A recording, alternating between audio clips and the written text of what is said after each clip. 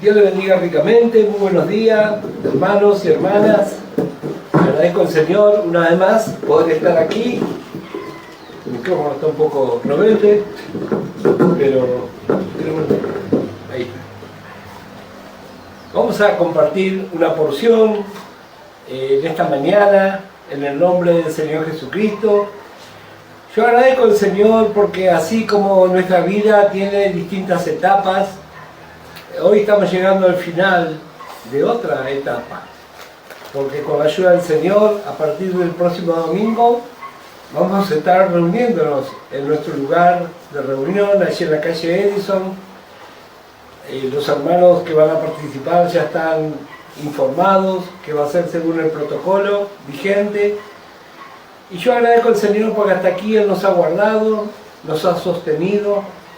Hemos visto en todo momento su mano. Y si bien esta pandemia aún no ha terminado, no debemos relajarnos en cuanto a las medidas de seguridad, sobre todo por la cantidad de personas que han sido afectadas por esta circunstancia y cuántas hermanas y cuántos hermanos, siervos de Dios, han partido. A veces por causa de una fe fingida, una fe fanatizada, no se toma conciencia de realmente lo que se está viviendo. Pero los informes de los medios informativos evangélicos a nivel mundial hablan de cientos de hermanos obreros que han partido, especialmente en países como Bolivia, donde hay un registro que pasa a los 400 hermanos fallecidos, todos obreros, un gran número de pastores. Entonces debemos tener mucha precaución, mucha precaución. Como dije, el fanatismo no conduce a nada. Debemos aprender a ser hijos de Dios sabios. Gracias al Señor por todas las cosas que Él ha permitido en nuestra vida. Este es un tiempo de prueba, de circunstancias, de adversidades, pero sobre todo para que apliquemos fe. Y la fe camina respaldada por la palabra de Dios. No hay otra fuente de fe, sino es la palabra de Dios. Y la palabra de Dios nos enseña a sujetarnos a las autoridades. Así enseñó el apóstol Pablo. Y cuando él escribió la carta a los romanos, no era un tiempo fácil. Esas autoridades, los fines de semana se entretenían matando, asesinando creyentes. Y Pablo escribió y enseñó a la iglesia del primer siglo, y así nos enseña a nosotros. Por eso debemos orar por las autoridades. Orar. A veces no hacemos eso, criticamos. Pero gracias al Señor que todos estamos aprendiendo. Vamos a meditar una porción de la palabra de Dios en esta mañana. Yo escuchaba las alabanzas, meditaba la letra preciosa. Siempre en las alabanzas tenemos pequeños devocionales que nos muestran, nos alientan, nos relatan cosas que han ocurrido. Son testimonios, algunos sacados de la misma escritura. Y yo meditaba en esta última alabanza que cantaba nuestro hermano acerca de la misericordia. Muchas veces se confunde lo que es la gracia y la misericordia. Pero la gracia, como sabemos, es un regalo que no merecíamos. Esa es la definición de la gracia. Se nos concede lo que no éramos merecedores. Pero en cuanto a la misericordia, bueno, tiene un par de definiciones. Una es quebrantarse por el fracaso de otro. Esa es una hermosa definición. Y otra definición de la palabra misericordia es que no nos dan lo que en realidad nos merecíamos. Eso también es misericordia de parte de Dios. ¿Cuántas veces nos merecíamos una dura corrección? O vaya a saber qué disciplina. Pero Dios, por su misericordia, como dice el apóstol Pablo escribiendo a los Corintios cuando habla acerca del amor. El amor de Dios, dice, todo lo cubre de silencio. Otra versión, la más popular, dice, todo lo espera. Todo lo espera. Y así también nosotros, si vamos creciendo en la vida de fe, también vamos a manifestar a nuestro Dios en nuestra vida. Se va a manifestar el amor, la paciencia. Cuando hablamos de manifestar el amor de Dios, vemos todas las virtudes de ese amor divino. El amor que todo lo espera, especialmente digo a los jóvenes. Aprenda a esperar en el Señor. Los jóvenes y los no tan jóvenes también. Todos tenemos que aprender, porque todos estamos en la escuela de Dios. Todos estamos en la escuela de Dios. Dios nos llama y Dios nos lleva a distintas experiencias. Pero también Dios tiene una escuela donde nos prepara y nosotros como alumnos debemos prestar atención a lo que nos está enseñando. Parece que fuera muy sencillo. Bueno, pero parece que muchos están un poco distraídos. Dios se encarga de promover nuestra vida de experiencia en experiencia. Pero también tiene una escuela que trabaja las 24 horas. Y nuestra parte es ser buenos alumnos. Gracias al Señor. Vamos a leer primeramente 1 Tesalonicenses capítulo 5. Primera de Tesalonicenses capítulo 5 y el verso 23. Y dice así la palabra de Dios, leemos en el nombre del Señor Jesucristo. Dice, y el mismo Dios de paz os santifique por completo, y todo vuestro ser, espíritu, alma y cuerpo sea guardado irreprensible para la venida de nuestro Señor Jesucristo. Fiel es el que os llama, el cual también lo hará. Gracias al Señor. Cuando interpretamos por la palabra de Dios la importancia de las promesas de Dios. Porque así como nuestro comienzo en la vida del Evangelio es por la fe. El apóstol Pablo nos indica, dice, así como habéis recibido a Cristo, así tenéis que continuar, dice, por la fe. ¿Cómo comenzó nuestra vida en el Evangelio? Bueno, alguien nos predicó una porción de lo que dice la Biblia. Y nosotros creímos y aceptamos. Bueno, aquí encontramos también su palabra. Y dice, vemos aquí, el deseo de Dios es que seamos santificados por completo. Espíritu, alma y cuerpo. Guardado irreprensible para la venida de nuestro Señor Jesucristo. Y vemos en el verso 24, dice, fiel es el que os llama, el cual también lo hará. Esto es obra de Dios. Él utiliza su palabra y la circunstancia. Así como fue con Israel, ocurre con cada uno de nosotros.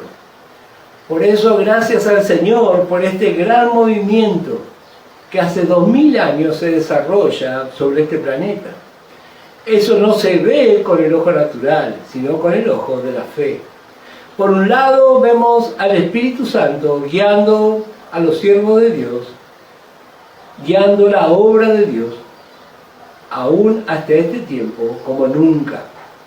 Por el otro lado vemos a Satanás y su ejército, y según leemos en la Escritura, él tiene una verdadera industria para hacer daño a la humanidad y en especial a la obra de Dios. Porque el apóstol Pablo, haciendo mención acerca de su trabajo, dice, porque no ignoramos sus maquinaciones. Así que se ve que tiene una ingeniería y tiene varios departamentos, ese trabajo de Satanás. Y justamente escuchaba un hermano en estos días que decía, el departamento más grande donde Satanás tiene su inversión es en las religiones.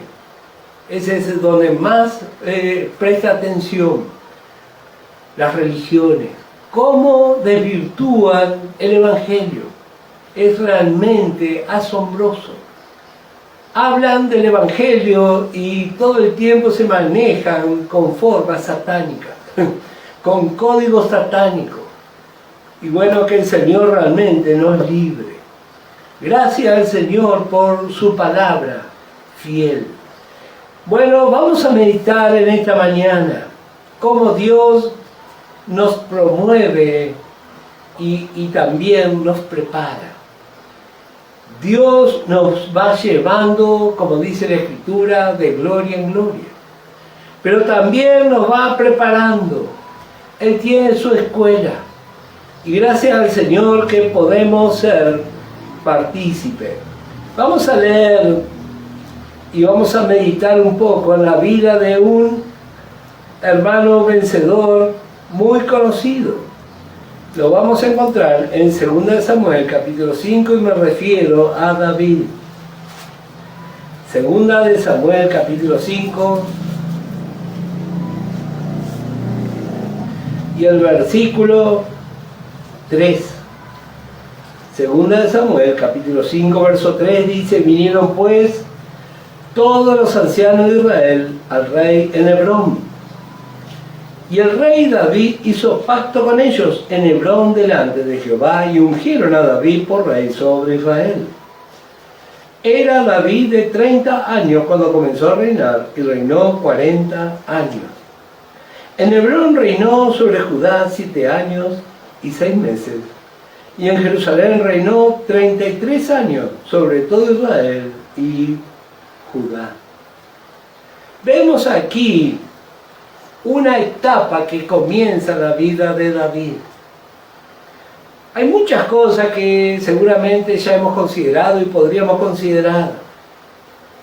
Vemos aquí en esta porción, David con 30 años comenzó a reinar. ¿Se recuerda cuando hemos visto, o tal vez usted ha visto por su cuenta, en 1 Samuel capítulo 16 y el verso 11, cuando él fue llamado y ungido? 1 Samuel capítulo 16, el versículo 11 dice: entonces dijo Samuel a Isaí: ¿son estos todos tus hijos? Y él respondió: queda aún el menor, que apacienta las ovejas. Y dijo Samuel a Isaí: envía por él, porque no nos sentaremos a la mesa hasta que él venga aquí. Envió pues por él y le hizo entrar, y era rubio, hermoso de ojos y de buen parecer. Entonces Jehová dijo: levántate y úngelo, porque este es. Y Samuel tomó el cuerno del aceite y lo ungió en medio de sus hermanos.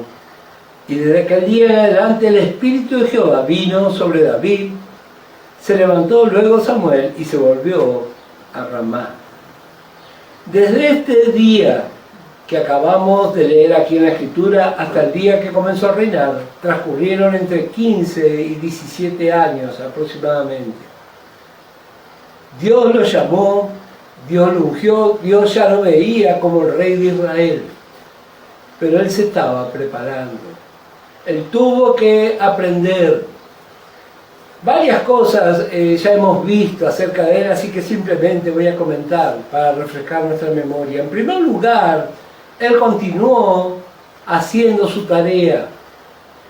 Él era muy obediente en su familia. Y esto también nos habla a nosotros en cuanto a lo natural y también en lo espiritual.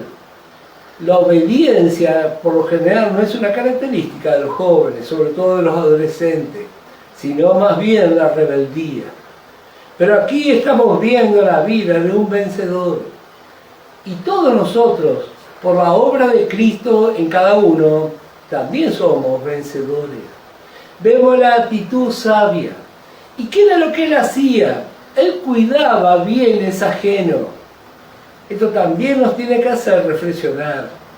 Porque nosotros estamos en este mundo preparándonos. Y mientras tanto, administramos bienes que no son nuestros. Como veíamos el domingo, estos cuerpos no son nuestros. Las cosas que hemos recibido por la gracia de Dios tampoco son nuestros. Simplemente las tenemos un tiempo. Y aún nuestros hijos. Todo es de nuestro Dios. Pero a veces nos cuesta años aprender que todo tenemos por la gracia de Dios. Aún nuestros hijos un día se van a ir de nuestro cuidado, van a formar otra familia. Esas son etapas de la vida. Y David fue fiel en todo momento. Y así también nosotros estamos hoy aquí en este mundo administrando cosas que no son nuestras. Un día vamos a tener realmente lo nuestro allí en los cielos.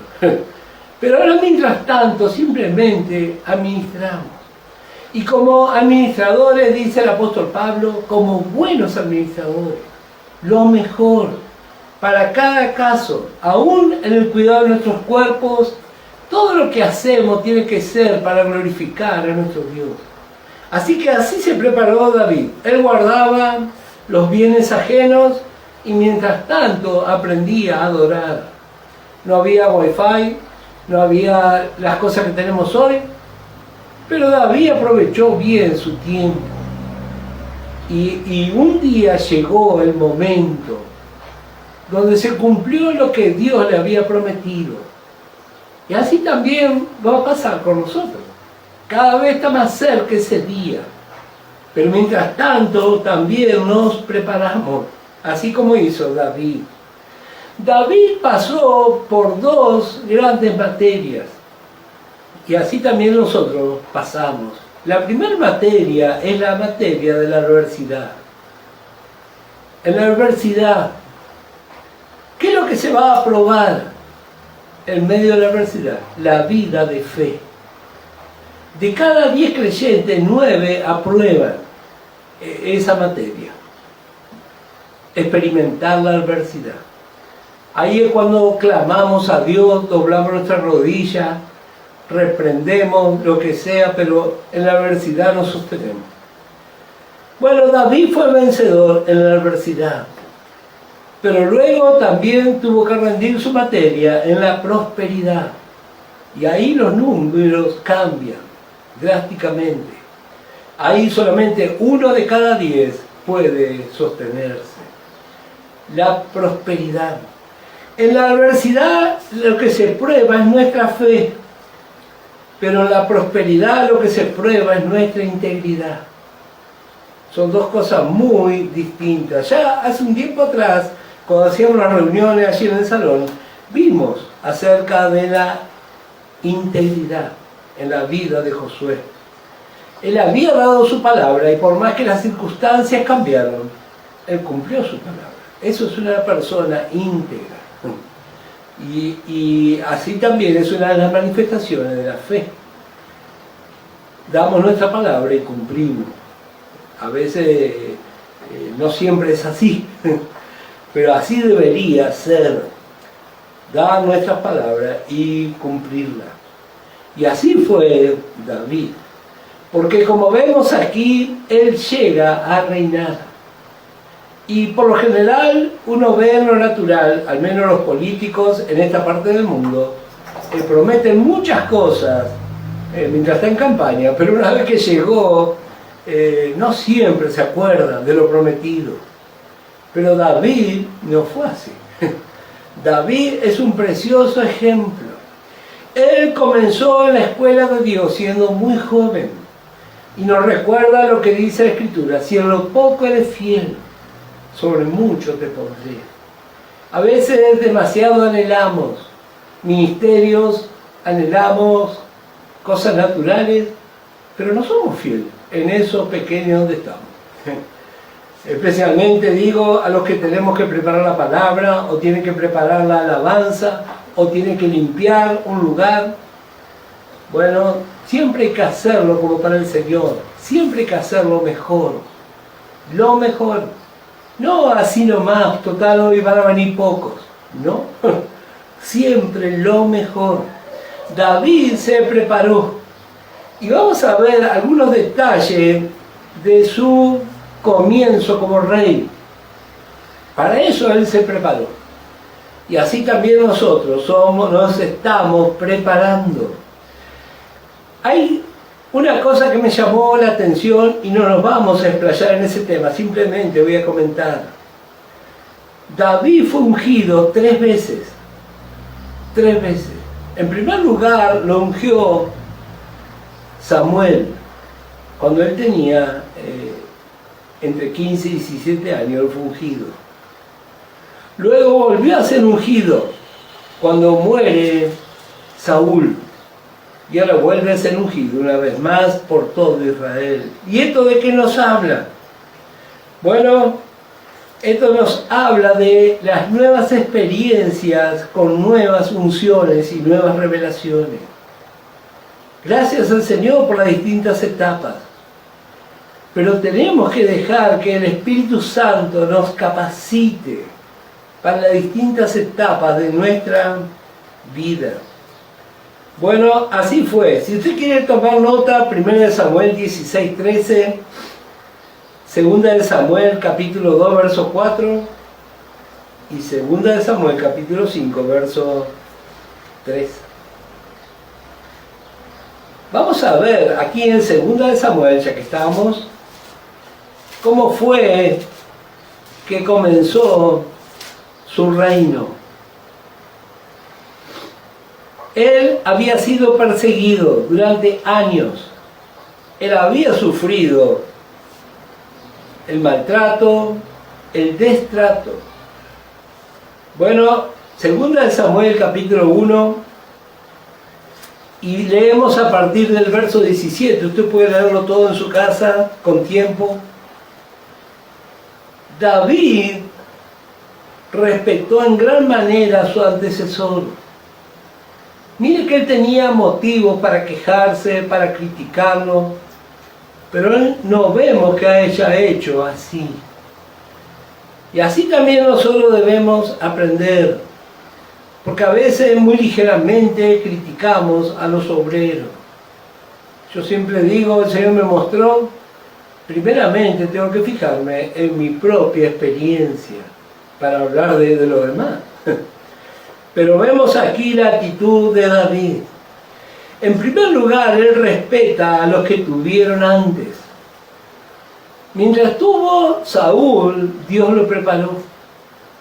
Y nosotros conocemos por la Escritura que los pastores, los obreros son levantados por Dios.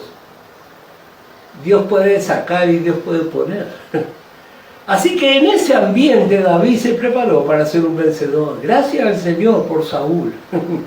Y por Jonatán también. Bueno, en el capítulo 2 vemos que David va a comenzar su reinado. Y hay una cosa muy interesante, él ya está al tanto que Saúl murió y que él va a ser el rey. ¿Cuál va a ser su primer decisión? Bueno, buscar la dirección de Dios. Él podía haber dicho, bueno, vamos a organizar una fiesta hoy, a partir de hoy voy a ser el rey. No. Dice, después de esto aconteció que David consultó a Jehová diciendo, ¿subiré a alguna de las ciudades de Judá? Y Jehová le respondió, sube. David volvió a decir, ¿a dónde subiré? Y él le dijo, a Hebrón. Qué lindo cuando alguien aprende a esperar en Dios. Mire si él tenía motivo, después de tantos años de persecución, de injusticia en su vida. Sin embargo, le vemos a él actuando con sabiduría. Él no critica al que ya no está. Y ahora pide dirección de Dios. Capítulo 2 y el verso 4. Y vinieron los varones de Judá y ungieron allí a David por rey sobre la casa de Judá. Y dieron aviso a David diciendo, los de Jabes de Galaad son los que sepultaron a Saúl. Entonces envió David mensajero a los de Jabes de Galaad, diciéndole, benditos seáis vosotros de Jehová, que habéis hecho esta misericordia con vuestro Señor, con Saúl, dándole sepultura. Ahora pues Jehová haga con vosotros misericordia y verdad, Y yo también, note esto, yo también os haré bien por esto que habéis hecho. Esfuércese pues ahora vuestras manos y sed valiente. Pues muerto Saúl vuestro señor, los de la casa de Judá me han ungido por rey sobre ellos. ¿De qué habla esto? Bueno, si usted lee el último capítulo de Primera de Samuel, describe cómo fue la muerte de Saúl y sus hijos. Y dice la Escritura que se llevaron los cuerpos. A partir del verso 8, dice, le cortaron la cabeza, colgaron los cuerpos para burlarse. Pero estos varones, arriesgando su vida, fueron y rescataron esos cuerpos, y vemos que les quemaron. Este es el único lugar donde la Escritura habla de una cremación. Quemaron esos cuerpos y los sepultaron. Y David podía haber dicho, bueno, ¿yo qué tengo que ver con todo esto? Bueno, esta porción nos habla de hacernos cargo de toda deuda del pasado. Hacernos cargo, no hacernos lo indiferente. Si tenemos una posibilidad hoy de tomar decisiones, ya sea a nivel ministerial o ya sea a nivel familiar, nos tenemos que hacer cargo de lo que pasó antes. Muchos tal vez dirán, bueno, yo comienzo hoy una nueva vida y lo que pasó, pasó. David no fue así. David reconoció lo que había pasado. Y no solo eso, dice, ahora pues Jehová haga con vosotros misericordia y verdad, y yo también os haré bien por esto que habéis hecho. Esta es la actitud de un vencedor. La actitud de un vencedor. Estos varones no aceptaron la burla del enemigo y pagaron un alto precio. Pero David les reconoció. Qué lindo cuando aprendemos a reconocer. ¿Por qué somos tan bendecidos? Bueno, por hermanas y hermanos de fe que han puesto su vida por causa del Evangelio. Y aún en lo natural, usted tiene su mamá, su papá, tiene una familia, qué lindo cuando se reconoce. Hay una palabra de aliento, de cariño, bueno, reconocer. Justamente el apóstol Pablo, hablando de este tiempo, dice que va a haber una manifestación de ingratitud. Pero David no fue así. Bueno, en ese ambiente comienza a reinar David. Vemos aquí sus primeros pasos. Para esto él se preparó. Qué triste cuando pasan los años y no aprendemos nada. Pero David fue transformado, él se preparó. Y aquí en el capítulo 2 ya comenzamos a ver, a partir del versículo 8, una guerra. Siempre hubo en la antigüedad y hay hoy también muchos hermanos que les gusta pelearse. Bueno, un día dijo un predicador, como no puede pelearse con el enemigo, se pelea con su hermano. Está confundido. Como estamos diseñados para la guerra, bueno, entonces cuando no encontramos con quién pelear, nos peleamos tontamente entre nosotros. Bueno, así fue en aquel entonces. Ellos también tenían una idea. Se juntaron de la casa de David y de la casa de Saúl. Bueno, y dice, vamos a leer algunos versículos para ver lo que pasó. Dice el versículo 12.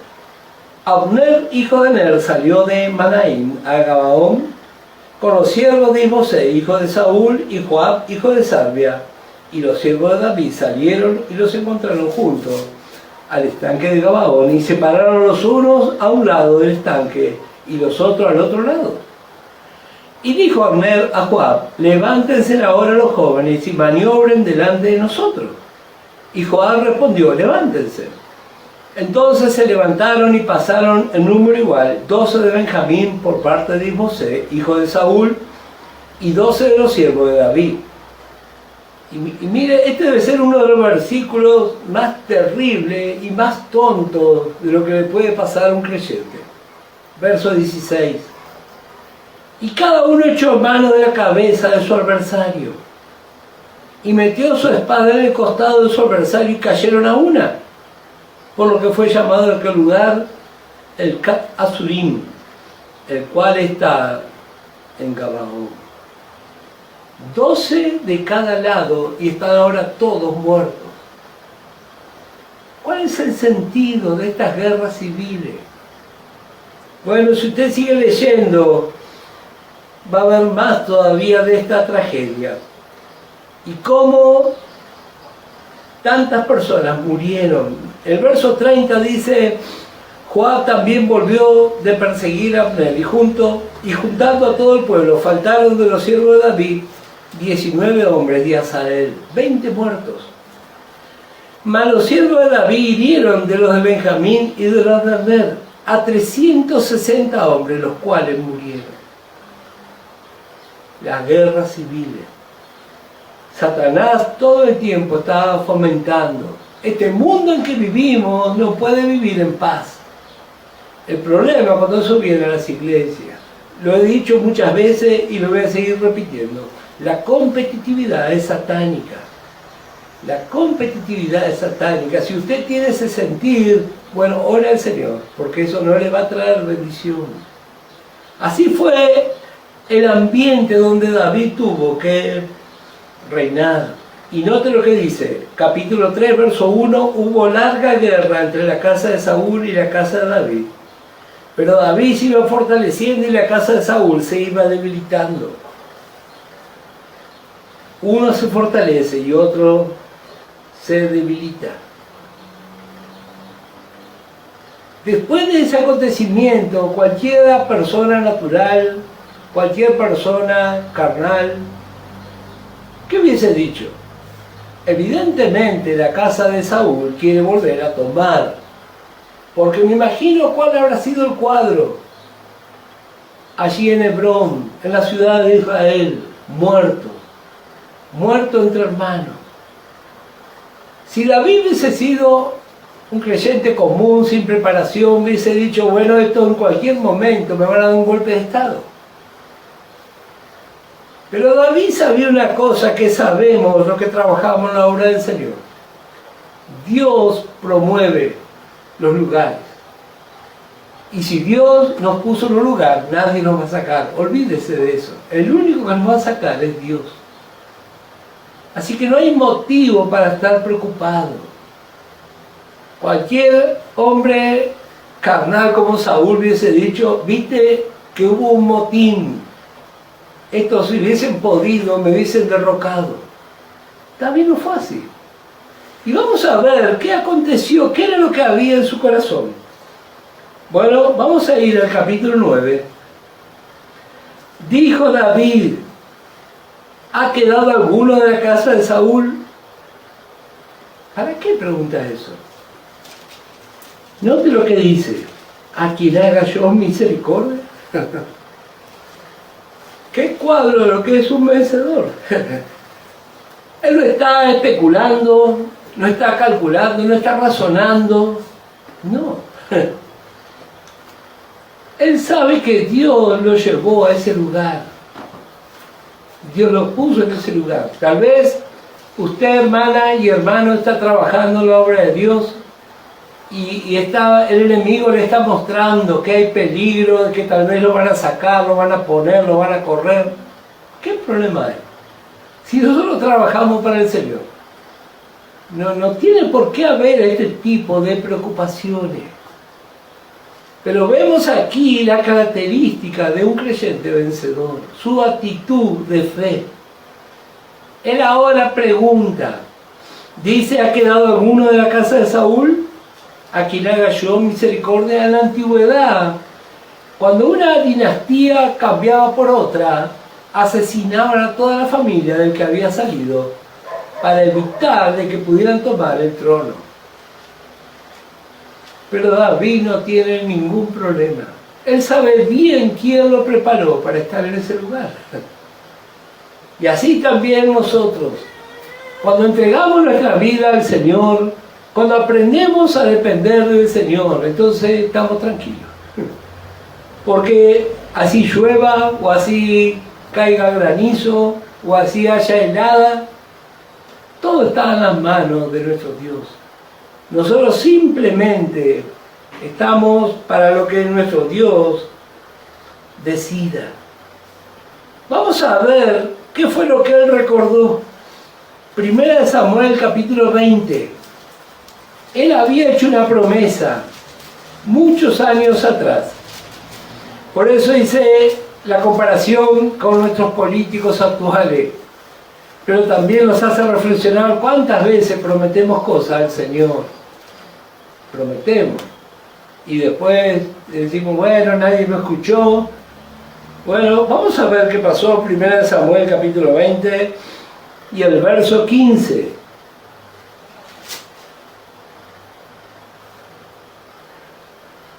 Podemos leer también, bueno, a partir del verso 12 comienza este texto, pero vamos a leer del verso 15. El que está hablando aquí es Jonatán. Y dice, y no apartarás tu misericordia de mi casa para siempre. Cuando Jehová haya cortado uno por uno los enemigos de David, de la tierra, no dejes que el nombre de Jonatán sea quitado de la casa de David. Note el verso 16. Así hizo Jonatán pacto con la casa de David, diciendo, requiéralo Jehová de la mano de los enemigos de David. Y Jonatán hizo jurar a David otra vez, porque le amaba como a sí mismo. Un pacto, años atrás, un pacto de juventud. Ahora cambiaron las circunstancias, él asume y hay una rebelión, hay muertos. Pero David es íntegro. Y así también nosotros tenemos que aprender, las circunstancias no nos tienen que cambiar. A veces cantamos, las circunstancias no me mueven a mí, pero después resulta ser que cambiamos todo. Pero aquí vemos a David. Gracias al Señor. Bueno, dice aquí, y había un siervo de la casa de Saúl que se llamaba Siba, al cual llamaron para que viniese a David. Y el rey le dijo, ¿eres tú Siba? Y él respondió, tu siervo.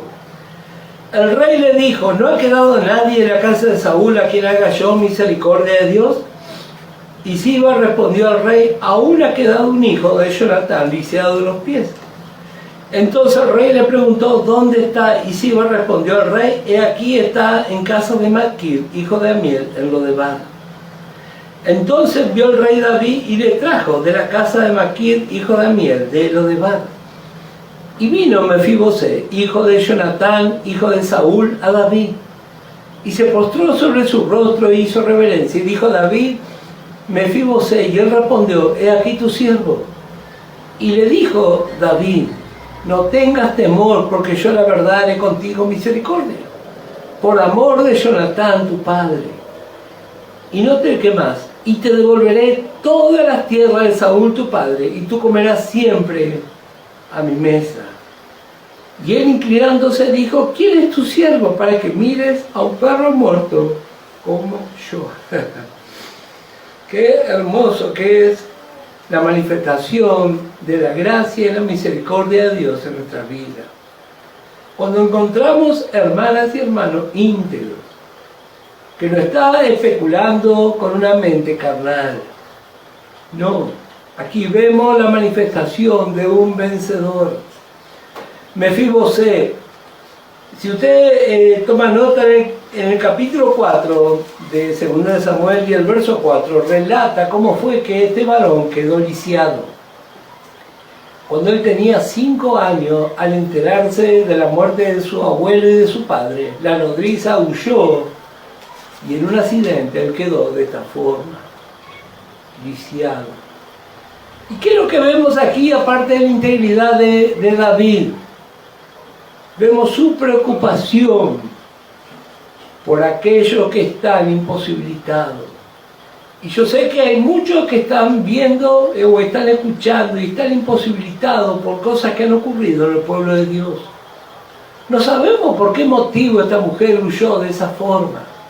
Y hay muchas cosas que nosotros no sabemos por qué motivo se dieron, pero sabemos que hay hermanas y hermanos lastimados que no han vuelto al lugar que le correspondía. Y aquí David le llama y dice, vos vas a estar acá y te vas a quedar todos los días, vas a comer acá. Y así también en este tiempo es un tiempo de restauración.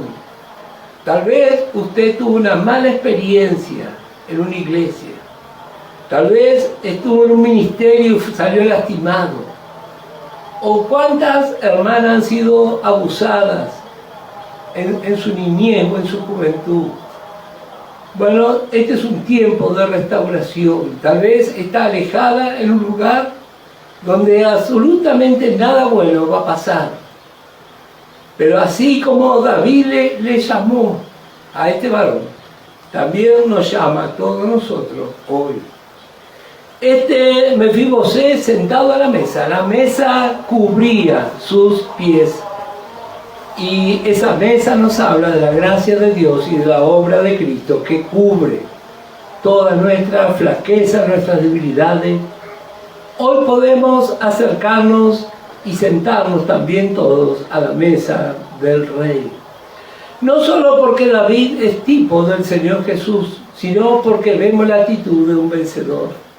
Allí donde hay una necesidad, los vencedores se preocupan por aquellos que no pueden correr.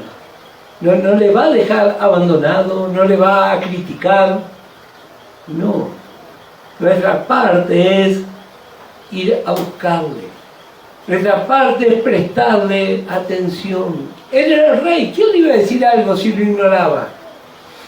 Pero él tiene un corazón para Dios. Con razón que el Señor dijo, es un varón con un corazón conforme a mi corazón.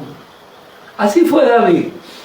Y así también somos nosotros. Dios siempre cumple sus promesas. Y los vencedores también. Los vencedores también. A veces escuchamos tantas declaraciones, ahora voy a ser fiel, ahora voy a hacer esto, y después no vemos nada. Pero la vida de los vencedores, eso se va a cumplir. Hay varias porciones más que podríamos ver. Hay una que siempre me llamó la atención, en el libro Romanos, capítulo 11, ya para ir terminando. Romanos, capítulo 11. Y el verso 28. Hablando acerca de Israel. Dice, así que en cuanto al Evangelio son enemigos por causa de vosotros, pero en cuanto a la elección son amados por causa de los padres. Porque irrevocables son los dones y el llamamiento de Dios. Pues como vosotros también en otro tiempo erais desobedientes a Dios, pero ahora habéis alcanzado misericordia por la desobediencia de ellos, así también estos ahora han sido desobedientes para que por la misericordia concedida a vosotros, ellos también alcancen misericordia. Porque Dios sujetó a todos en desobediencia para tener misericordia de todos. Varias veces Pablo utiliza la palabra misericordia. Misericordia. Pero me llamó la atención esta última porción. Dice, así también estos habrán sido desobedientes, para que por la misericordia concedida a vosotros, ellos también alcancen misericordia, porque Dios sujetó a todos en desobediencia. Lo que es la sabiduría de Dios. Nadie va a poder decir, yo nunca fui desobediente. Porque cuando éramos impíos y aún como creyentes, necesitamos de la misericordia de Dios. Necesitamos. Porque Dios sujetó a todos en desobediencia para tener misericordia de todos. Así que gracias al Señor que tiene misericordia de mí y de usted también. Y así también nosotros tenemos que tener misericordia. Hay hermanas y hermanos que fracasan, sí, pero eso no es motivo de alegría. Hay hermanas o hermanos que están lastimados hace años, que tal vez se lo dejó al cuidado de un mal obrero. ¿Qué vamos a hacer? ¿Le vamos a ignorar? Si nuestro Dios es misericordioso, ¿cuál es nuestra parte? También ser misericordioso. Preguntamos por esa hermana y ese hermano que hace tanto tiempo que nos vemos, que ni sabemos dónde está. Salmo 86, ya para ir finalizando, Salmo 86, hay varias porciones que nos habla de la misericordia de Dios. David es un rey lleno de misericordia. Salmo 86 y el verso 5, porque tú, Señor, eres bueno y perdonador, y grande en misericordia para con todos los que te invocan. En una ocasión vimos a qué se refiere esta palabra, invocar. Y habíamos dicho que en el original es llamarle a los gritos. Llamarle a los gritos. Señor, necesito de ti. ¿Y qué es lo que Dios va a dar? Dice, grande en misericordia para con todos. Así es nuestro Dios. Salmo 136.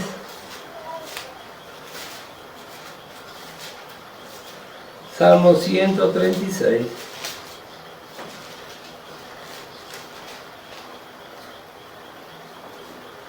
Alabad a Jehová porque Él es bueno, versículo 1. Porque para siempre es su misericordia. En el original la idea es porque su misericordia nunca se acaba. Nosotros vivimos en un mundo donde las cosas son limitadas.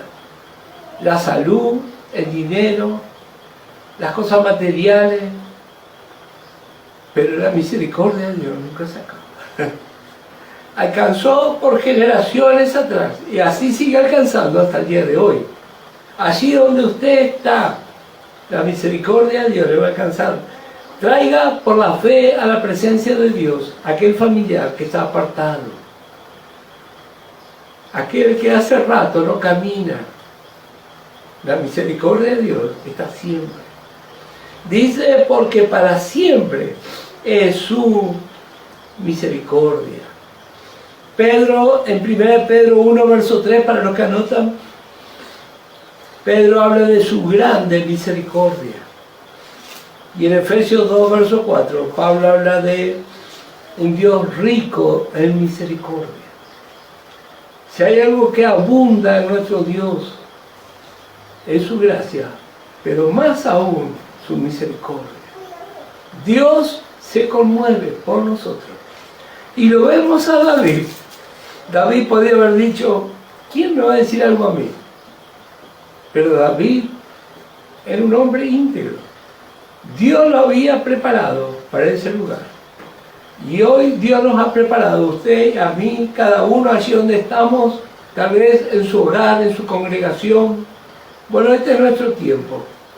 Así que hasta aquí nomás la palabra de Dios, que el Señor le dé más revelación aún, que el Señor le bendiga. Nuestra hermana Vidi va a hacer un cierre y con la ayuda del Señor el día miércoles a las 20 horas nos vamos a estar conectando nuevamente. Dios le bendiga.